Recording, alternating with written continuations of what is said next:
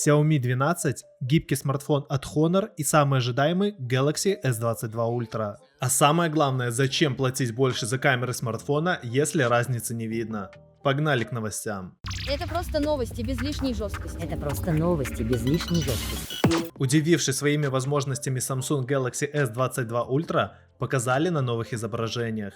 Смартфон получит камеру в новом дизайне, которая выступает над поверхностью задней панели. В камере будет 4 датчика изображения, лазерный датчик автофокусировки и светодиодная вспышка. Кроме того, было опубликовано изображение нового стилуса S Pen для Galaxy S22 Ultra, который очень похож на стилус текущего поколения на Galaxy S21. Предыдущие утечки подтвердили, что Samsung Galaxy S22 Ultra и будет оснащен 6,8-дюймовым экраном с камерами разрешением 108, 10, 10 и 12 мегапикселей. Устройство будет оснащено однокристальной системой Snapdragon 8 Gen 1 или Exynos 220. По слухам, телефон будет поставляться с 12 256 и 16 512 гигабайт памяти. Он может стоить от $800, а его выход состоится в феврале следующего года.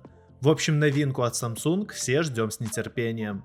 Интересно, на что она способна. А вот первый гибкий смартфон компании Honor будет намного мощнее большинства конкурентов. Новинка основана на Snapdragon 8 Gen 1, и пока на рынке нет ни одного другого гибкого смартфона с этой платформой. Гибкий смартфон получит более мощную платформу, чем у Samsung Galaxy Z Fold 3 и многих других конкурентов. И если говорить о конкуренции с Samsung как с самым сильным игроком этого рынка, новые Fold и Flip ожидаются лишь в конце лета. Но при этом Samsung вполне может выпустить еще что-то в этом сегменте, хотя пока об этом нет даже слухов.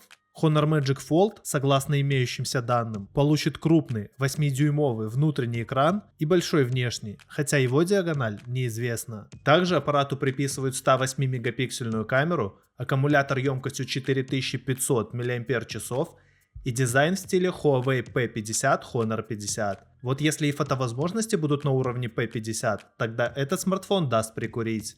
А пока ждем очередных сливов.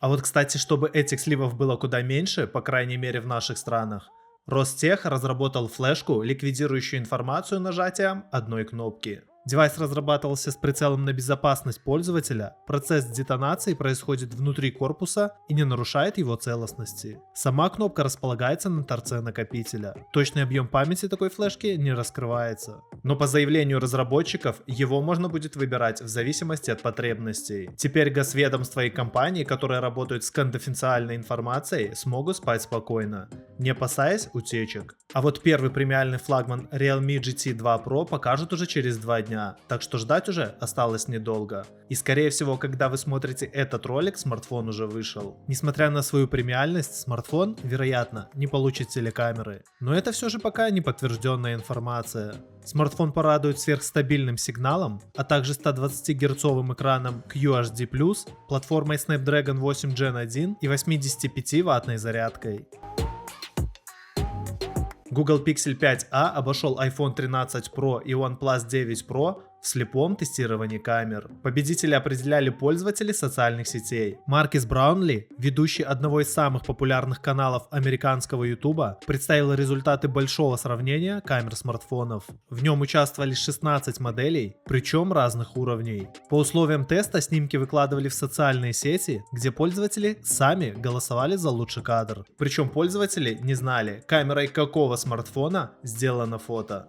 Таковы условия слепого теста. Никаких экспертных оценок, никакого рассмотрения деталей под лупой и никакой магии бренда. В тесте поучаствовало 16 моделей, выпущенных в течение года. Samsung Galaxy S21 Ultra, ZTE Exon 30 Ultra, Asus ROG 5, Lenovo Legion Duet, Sony Xperia Pro I, Oppo Find X3 Pro, Xiaomi Mi 11 Ultra, OnePlus 9 Pro, Google Pixel 6 Pro, Google Pixel 5a, iPhone 13 Pro, Motorola Edge, Zenfone 8, а также Poco X3 GT, Microsoft Surface Duo 2 и Realme GT. Победителем всего теста неожиданно стал Pixel 5a, один из самых недорогих смартфонов из всех 16. Он уже в первом раунде вынес Pixel 6 Pro, а потом последовательно победил iPhone 13 Pro и OnePlus 9. Конечно, такое тестирование нисколько не претендует на звание профессионального, но оно тоже вполне имеет право на существование. В конце концов, большинство пользователей делится фото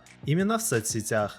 И если для этих целей недорогой Pixel 5a подходит не хуже iPhone 13 Pro, зачем тогда платить больше? Большой вопрос. Тем временем Vivo X70 Pro Plus впервые попал в рейтинг лучших камер на DxOMark, набрав 135 баллов. Аналитики отметили отличную цветопередачу, минимум артефактов на снимках, потрясающий режим ночной съемки и качественный звук. Устройство оборудовано 50-мегапиксельным главным сенсором Samsung GN1, 48-мегапиксельной сверхширокоугольной камерой и двумя телевиками с двукратным и пятикратным оптическим приближением. Vivo X70 Pro Plus занял 6-е место, вместе с Pixel 6 Pro. Если тебе интересен весь топ смартфонов с лучшими камерами, посмотри видео по ссылке сверху.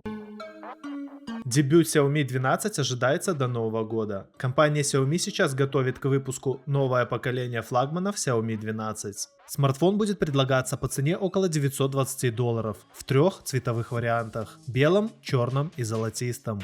Среди особенностей отмечаются 6,2-дюймовый экран разрешением Full HD+, с подэкранным дактилоскопическим датчиком, тройная основная камера на 50 мегапикселей, аккумулятор емкостью 5000 мАч с очень быстрой зарядкой на 100 Вт, а также новейшей флагманской однокристальной системой Qualcomm Snapdragon 8 Gen 1, а программной платформой станет Android 12 с интерфейсом MIUI 13. Официальный дебют Xiaomi 12 и Xiaomi 12 Pro ожидается до Нового года.